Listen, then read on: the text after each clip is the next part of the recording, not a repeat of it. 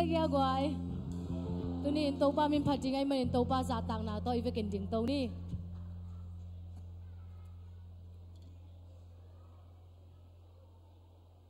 pasien among te hi manin bang haksan na bang om zongin na kem to aman ate a dingin ahoy dong gel sakhi amen toy manin to ahoy pasien khat ve phat khom ni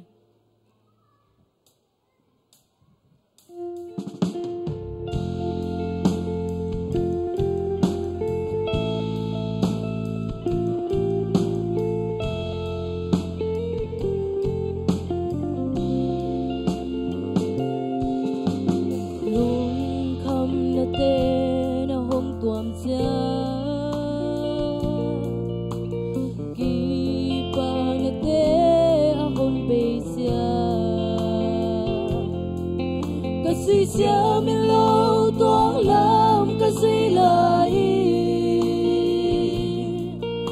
ka tu bai a hon sin sa khi sa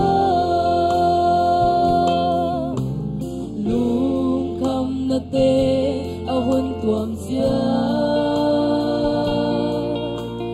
ki pa na te a hon be sia sia mi lâu toang lam ka si lai ka tu pai a hong sin sa ki sa hon pi na te ka ke siang i ki ma lem ke lin che siang a hak sang e song ke adi avol sol na le ama mon di hong sin sa ka hi so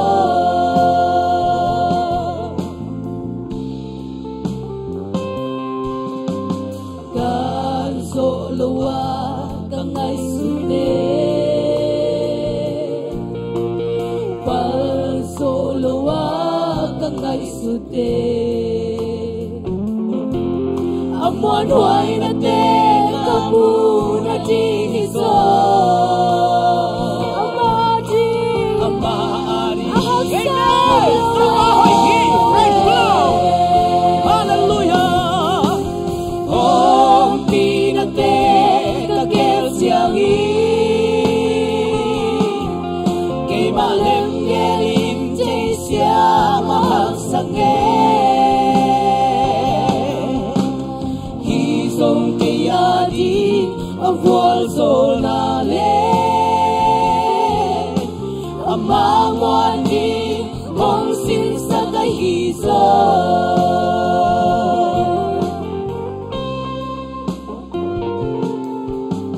vui tak maya ka om min so o apial pa alang chilo ino kalang na apasaga Hisong aman apial pa Hong pinate kagel siang i Kay malem geling jay siang ahak sange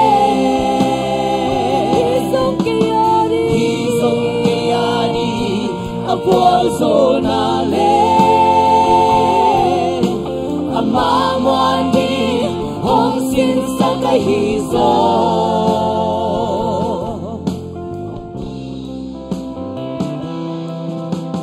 Hoy mun pewa ka om songi Hong pinagku amon huay amen Ama hong pinamon huay Amon huay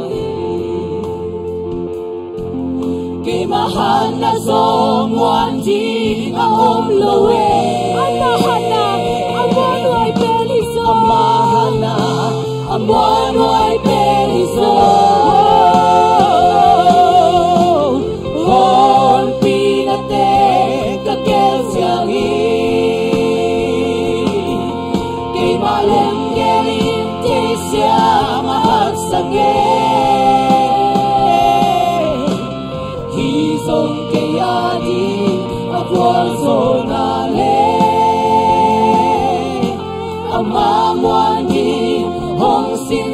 cái hi zo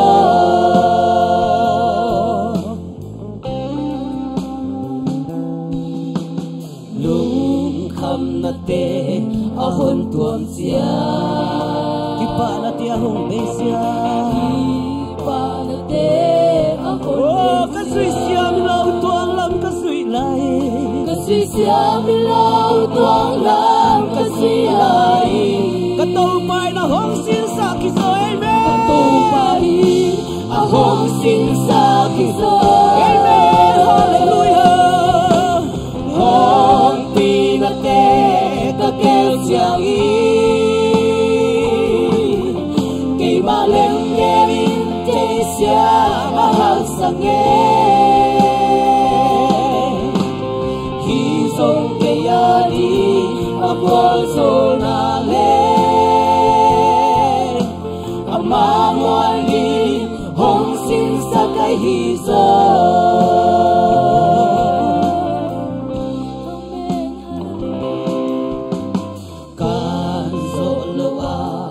ngay sute pan solo wa ngay sute solo wa ngay sute ama muan wai na te ka mu na ji zo ama adi ahasa lowe amen ama adi ahasa lowe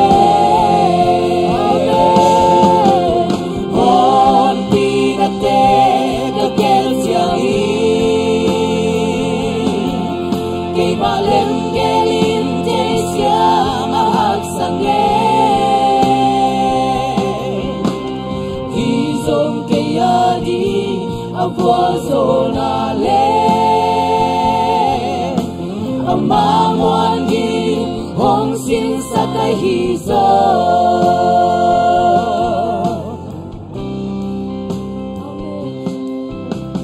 coi mun pewa ka om songi hong pi na khu amon hoài đi hong pi na khu amon hoài đi Mahana so muan di ang om lowe amahana amahana amanwai wai ke hallelujah om pinate ka kesiang i kay malem gelin te siya mahagsange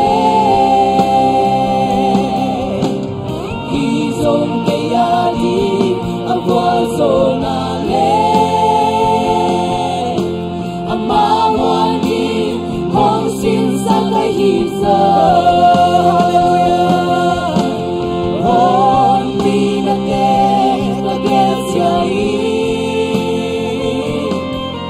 cây ba lem ge đi te sia a hak sang nghe hi zong cây ya đi qua rồi na lên ama ngoan đi hong xin sa cái hi zo hong pi na te ka kêu chiang y cây ba lên nghe te sia a hak sang nghe hi zong cây ya đi qua rồi na lên ama ngoan đi hong xin sa cái hi zo ama ngoan đi hong xin sa cái hi zo ama ngoan đi hong xin sa cái hi zo Hallelujah. Khat pe to papa ta khu pe ong sia sia ni. Hallelujah. Hallelujah. Hallelujah. Hallelujah. Tunin khat pe. Ihudi phadi ne. Huna de kun. Sang ke suk ne. Hallelujah. Tunin na hu ong sang thak che ito pa hi. Amen. Ihu te ong dik sak che ito pa hi. Amen. Hallelujah. Hu na sunlight yang to pa min phatin. Amen. Hallelujah. Amen. To pa min pulak dian. Hu sang the kem pe bo ka chi chang to pa min phatin na chin ong jia jia den thum bai ong diang. Ha ni thum. Hu sang the kem pe bo. To pa phatu. Hu sang the kem pe bo. To pa phatu. Hu sang the kem pe bo. To pa phatu. Ku pe to pa pa to jia jia. Yeah, yeah, yeah, yeah, yeah, yeah. Gozona la sanin, to pamaya. Husang kempel, to pamin patahen, panala sa tahen, leitungun kempel wa kiselhen.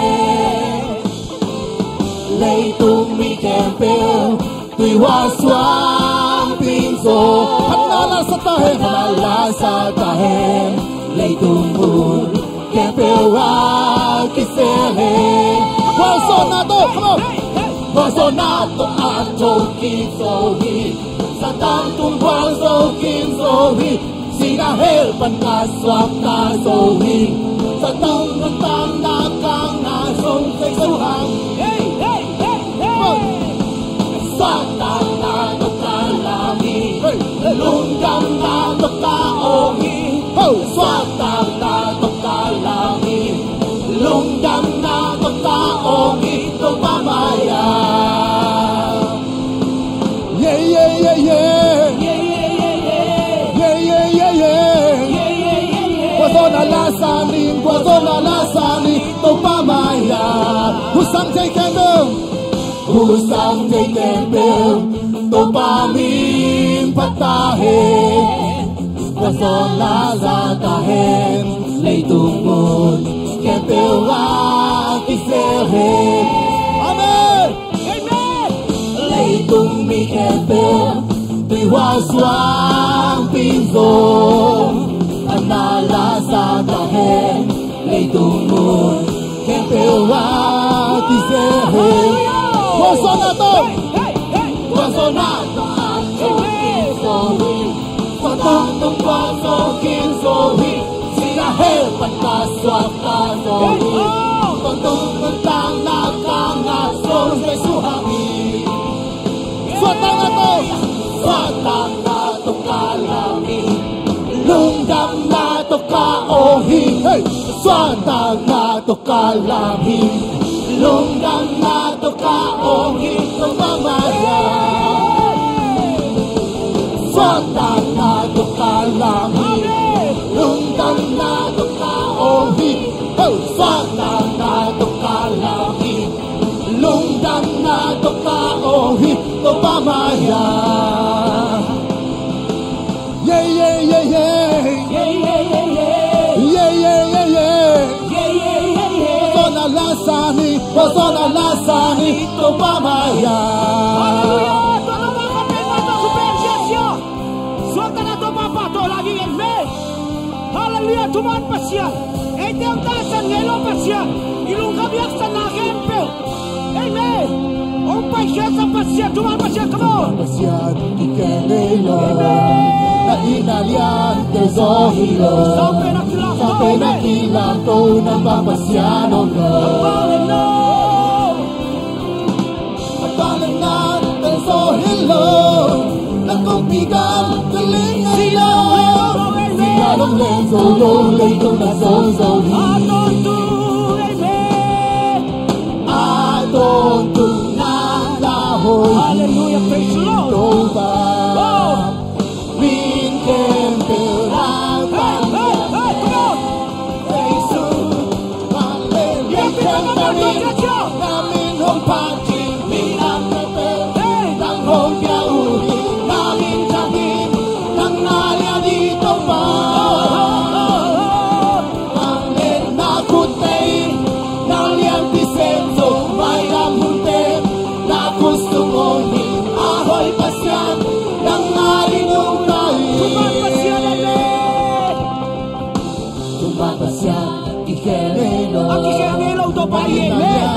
gió hình Hallelujah. Sa pera kilang to na mapasyanon lo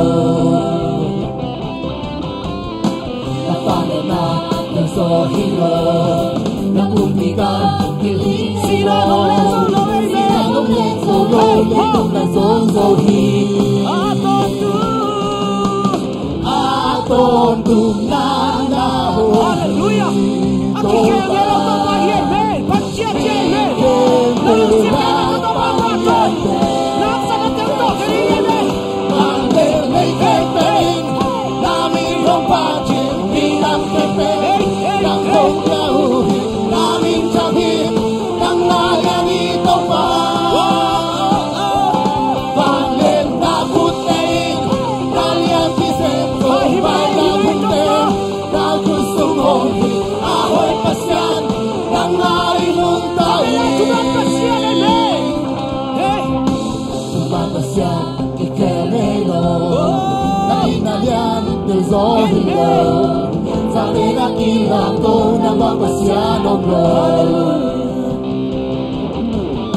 Napangin na Del Zohilo Nakupikan Kilingero Sinanong Sinanong lenso Yo Lentok na zonzohi Amen. Hallelujah.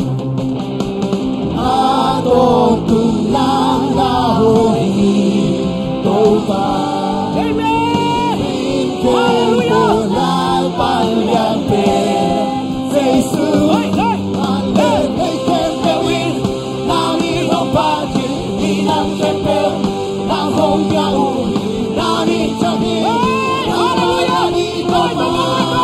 Hey, hey, hey.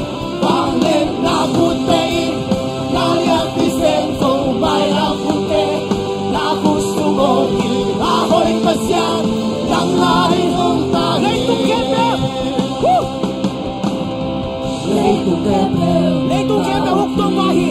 Nakanya unay binaw bahi. Amen. Hallelujah. Leitung kaya. Leitung kempel ng nauki Kahinate ng Oh, hallelujah. Kalusin kempel ng bekong Kabila leitung kaya. Come on. Yeah. Leitung kempel ng nauki Kahinate ng kongkahin Kalusin kempel ng bekong Kabila leitung kaya. Leitung kempel ng nauki Kahinate ng kongkahin Hallelujah. Kalusin Okay, don't kempel pray, ng bekong Alelei kempewin Nang inyong batim Binam kempew Amen. Nanging kahin Nang nalanito pa Hey, hey, hey, hey, hey, hey. Alel na putain Naliang pisento Maylang muntin Na gusto mo Ahoy pasyan Nang marinong tahin Hallelujah. Alelei kempewin Nang inyong batim Hey, hallelujah. Nang hong biyahuhin Namin sabihin Nang nalilito Nang nalanito pa Pangling na putain Naliang pisento Maylang muntin Na gusto mo Ahoy pasyan Nang marinong tahin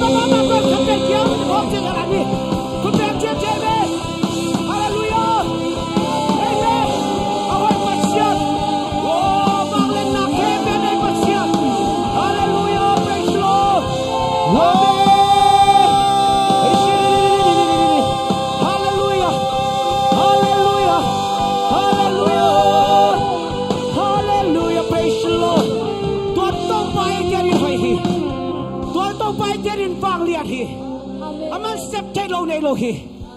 Oh, hallelujah. Building mo di na ilong laita. Umuting na ilong laita. Kasyang to na kiyang amhi. Kasyang to na kiyang amhi. Kasyang to nang tongam komi. Nalong sim nangay sunna nalong gim na kempe na paikyan la. Jesu kapong juanin. Tuin alam nang to pa na mahoy nang musak dihi. Tuin to pa man mahoy nang musak niya dihi. Oh, hallelujah. Ilong kam na tiyang tuisak na rin sa isuong pahi. Hallelujah.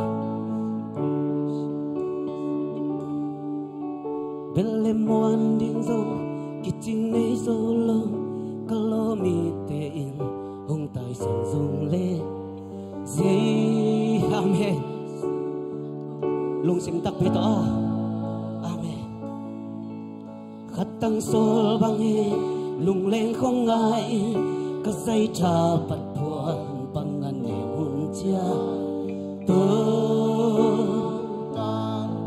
amen khát về lại bên lem muôn điên dâu cái chi này dâu lâu cả lô mi tê hồng tài sân dâu lê dễ sụt hồng nu sẽ lo khát tăng số bằng hè đi sang năm lên nào thế Giêsu khát phong sang đi tuy hắc san na khem pel Giêsu thế hi nang po kain nang na po le kim lo te ibang lo ta te ngi to pa hi ibang lo na ta ko te hong i tin na thu pa te hong sin sa không dễ to pa hong pi ni qua cho na to pa nong pe ki ni hallelujah amen lei vui le nin po pan ni nong dong to asana lama hong kha to Giêsu namin hong pa tôi sẽ nel gam sung bang sẽ nel gam sung bang ka khwa zin na tui lu ram ka ki ka chung chung ai ta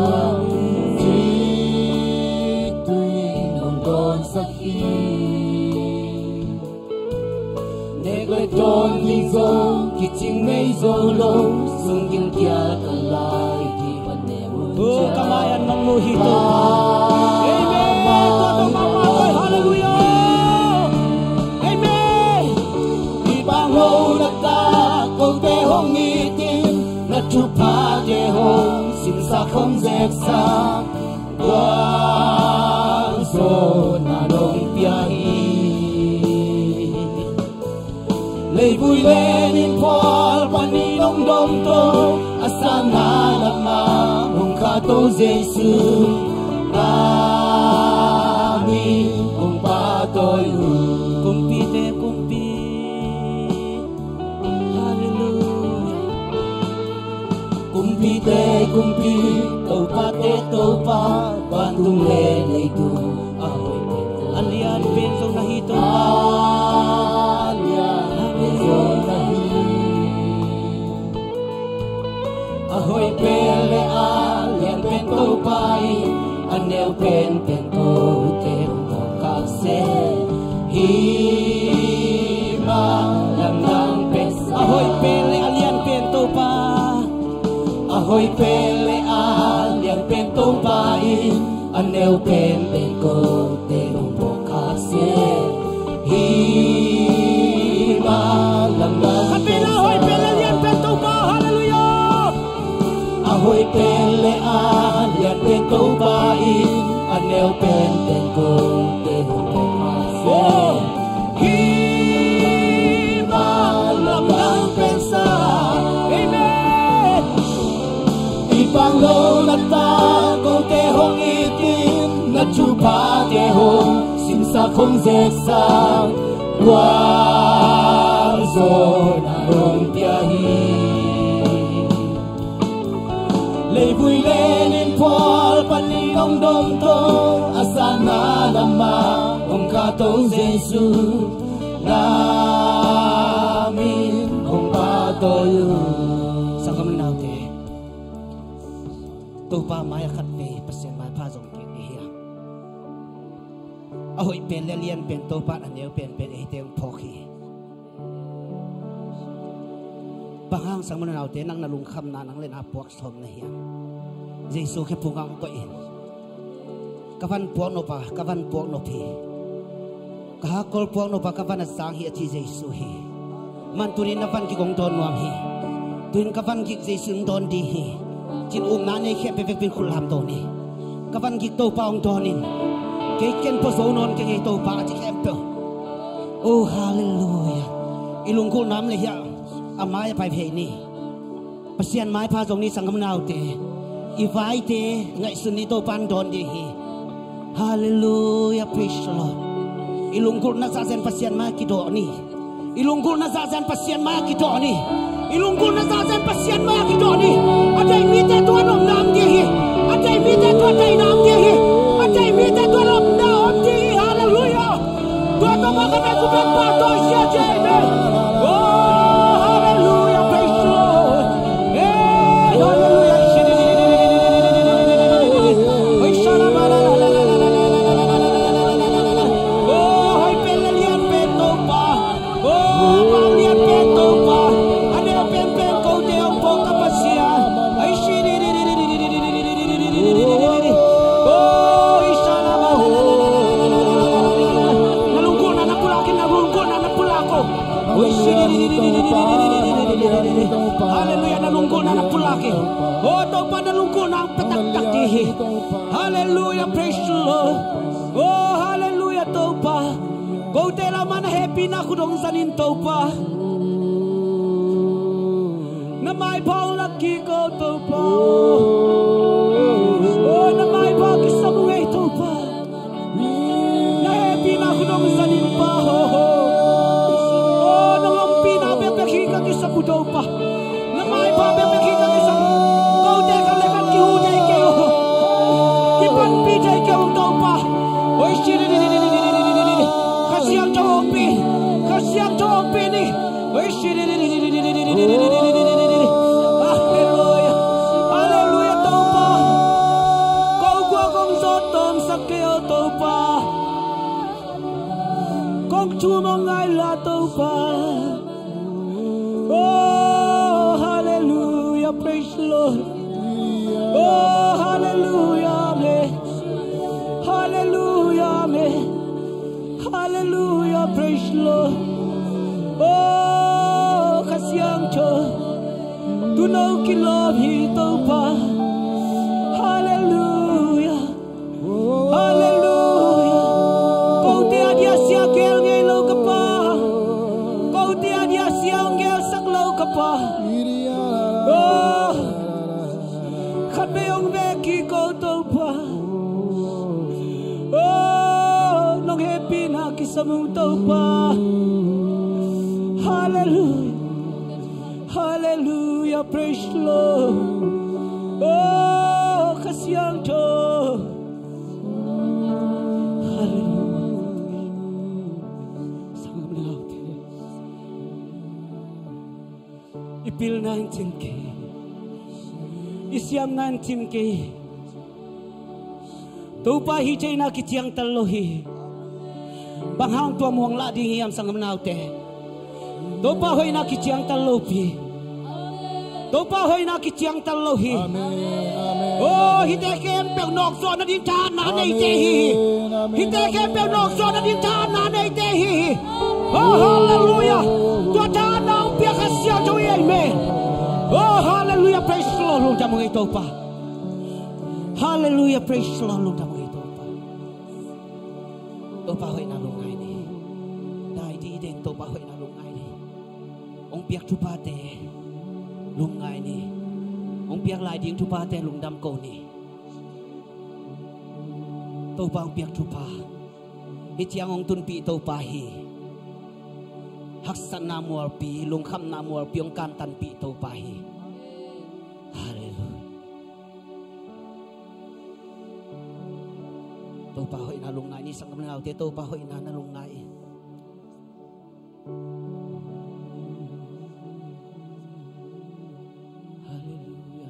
ong happy na gunto ito panilam ang luang sakhi nung happy na gunto'y luang akong pen tua gunto'y kailay kain ko ang pite nung don saka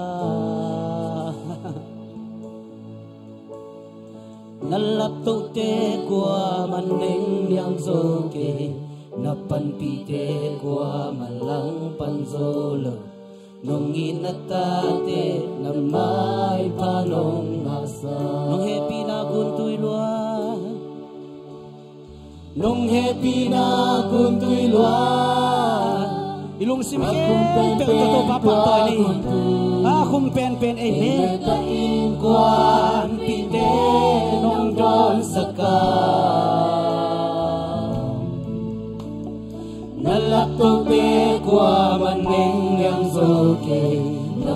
pite kwa malang panzolo nong inata te na mai pano kape lai nong happy na guntoy luang oh anong happy na guntoy luang akong pen tua Lusin kepe toto pa hong pini ay me kain kwa to pa to nong lahi hallelujah kung pen kung todo sa to pa hime nalatoke kwa maning yam soke napantite kwa malang panzolo nong inatate na may panongasa kapil man hong ton pihilechen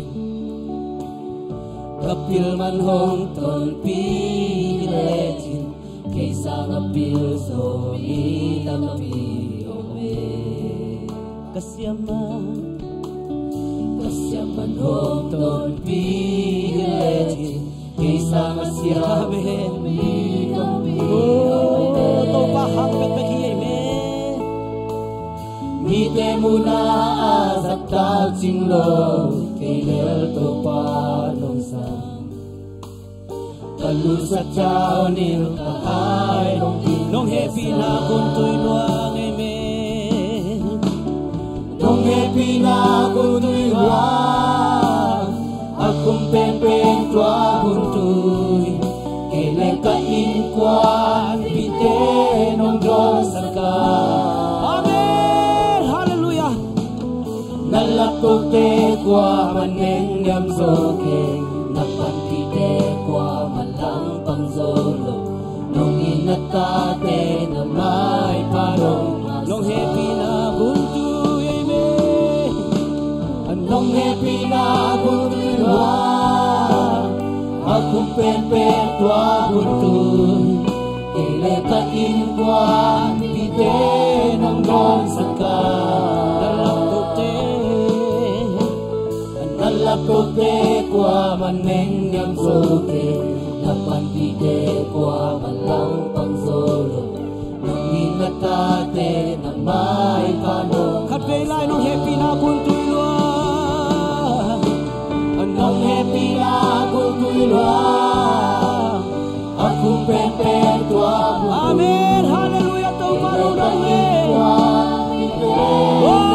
praise the Lord amen amen nalakote kwa maneng yam soke napantite kwa malang panzolo nong inatate kape lai nong happy na guntoy luang lusin kepe to amen nong happy na guntoy luang akong pen tua guntoy kailan kain kwan pite ng Diyos ka nalatote kwa maneng yam soke napantite kwa malang panzolo nong inatate na may panong hasa halo tenaute tunin to pang kep na lungain ivek pin tunin siapa ay zongin numante ay zongin nutangay te ay zongin tunin namun dangam danga umahi ipol pimitele tunin to pa sabuaya nekom na sunga to pa kasyang tunungompia atang nuntang na hinga na ay zongin ivek pin to pa tumalundam ko intungen kom kya kom ni hallelujah to pa hallelujah hallelujah O bang lian pa basian tu din nakasiang tunto pa kau te lai sang ang minuto pa. O to pa kau te sunga to pa nang manaong seminoto pa.